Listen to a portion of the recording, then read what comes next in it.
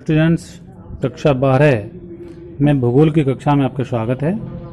आज हम lecture number 14 के अंतर्गत जनसंख्या नियंत्रण के उपाय के बारे में अध्ययन करेंगे। बहुत अच्छा टॉपिक है, बहुत बढ़िया है। इससे आपको वास्तव में कुछ सीख मिलेगी। ध्यान से सुने, समझे, इसका आनंद लें। देखिए, जैसा कि आप जानते हैं, जनसंख्या वृद्धि आज के इस वर्तमान समय में विश्व की एक सबसे गंभीर समस्या बन चुकी है। इस गंभीर समस्या को नियंत्रित करने के लिए हमें कुछ उपाय अपनाने बहुत ज़्यादा ज़रूरी हैं। तो आइए देखते हैं कुछ महत्वपूर्ण बिंदु। सबसे पहले है शिक्षा का प्रसार। देखिए, शिक्षा का प्रचार प्रसार बहुत तेज़ी से किया जाना चाहिए, क्योंकि शिक्षित व्यक्ति कम संतानोत्पत्ति में विश्वास रखते हैं। जो परिवार शिक्षित होते हैं वो स्वयं ये चीज़ भलीभांति जानते हैं कि जितने परिवार के सदस्य कम होंगे उतना ही हम आसानी से अपना जीवन स्तर अर्थात भरण पोषण कर सकते हैं, अपनी आवश्यकताओं को पूरा कर सकते हैं। इसीलिए शिक्षा का प्रचार प्रसार बहुत ज़्यादा ज़रूरी है। प्रोफेसर महालनोबिस के अनुसार शिक्षित परिवारों में प्राय कम बच्चे होते हैं। अक्सर आपने देखा होगा, जो शिक्षित परिवार होते हैं उनमें परिवार के सदस्यों की संख्या सीमित होती है और शिक्षा की व्यवस्था से जनसंख्या के गुणात्मक लक्षणों में वृद्धि होती है। ठीक है। देश के अधिकांशतः जो ग्रामीण भाग हैं उनमें उच्च शिक्षा का अभाव है। देखिए, आज आप देखते हैं ग्रामीण जो आंचल हैं, जो क्षेत्र हैं, जो भाग हैं, उनमें उच्च शिक्षा के अभाव होने के कारण जनसंख्या का जो अनुपात है बच्चों बहुत ज़्यादा है। इसलिए हमें ऐसे सभी भागों में शिक्षा का प्रसार बहुत तेज गति से करते रहना चाहिए। ठीक।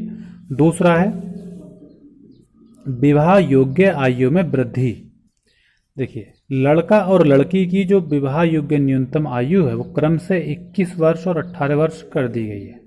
यह निर्णय आबादी की समस्या के हल में सहायक सिद्ध होगा। लेकिन होता क्या है, इन सारी चीज़ों को हम जानते हुए भी क्या करते हैं, इसकी अवहेलना करते हैं, इन पर ध्यान नहीं देते हैं।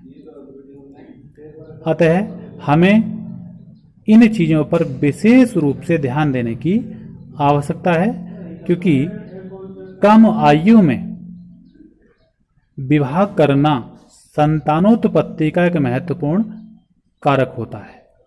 इसलिए इस चीज़ पर हमें विशेष ध्यान देना जरूरी है। तीसरा है परिवार नियोजन की कानूनी अनिवार्यता।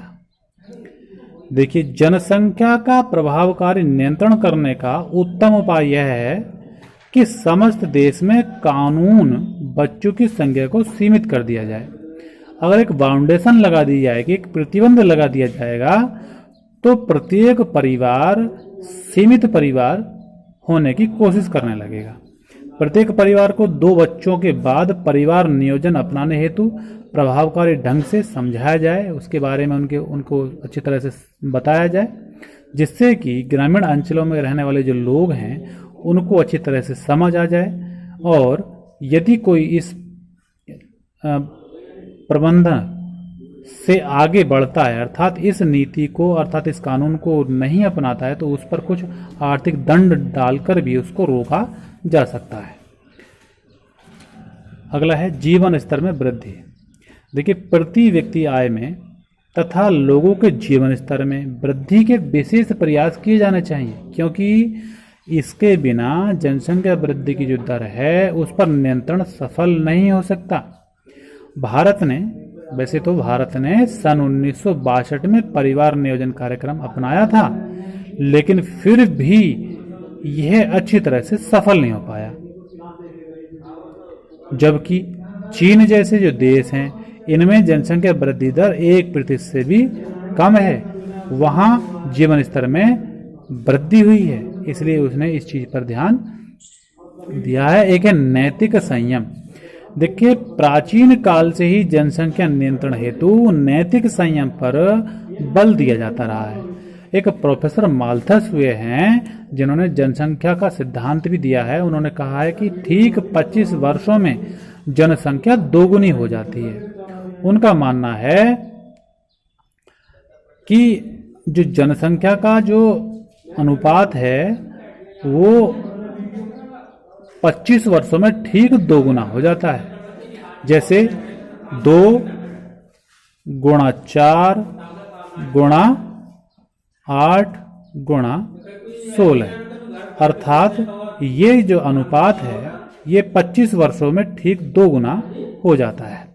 इसीलिए इस असंतुलन को रोकने के लिए हमें नैतिक संयम पर ध्यान देना बहुत ज़्यादा ज़रूरी है। इसके अलावा बच्चों बहुत सारे ऐसे बिंदु हैं जिसके माध्यम से हम जनसंख्या नियंत्रण के उपाय कर सकते हैं, जैसे सामाजिक सुरक्षा, मनोरंजन के साधनों का प्रचार प्रसार, कानूनों का कड़ाई से पालन, प्रभावी जनसंख्या नीति, कृषि उत्पादन में वृद्धि। सभी ऐसे बिंदु हैं जिनसे हम जनसंख्या के नियंत्रण पर काबू पा सकते हैं। और ये वास्तव में जो गंभीर समस्या है आज के इस समय की विश्व में, इस पर लगाम लगाना, इस पर अंकुश लगाना बच्चों बहुत ज़्यादा ज़रूरी है। तो आज इतना ही। आज आपको अच्छी तरह से समझ में आया होगा कि जनसंख्या नियंत्रण के जो उपाय हैं वो हमें अपना करके इस विश्व को, अपने देश को, अपने राज्य और क्षेत्र को विकास के मार्ग पर तेजी से ले जा सकते हैं। धन्यवाद।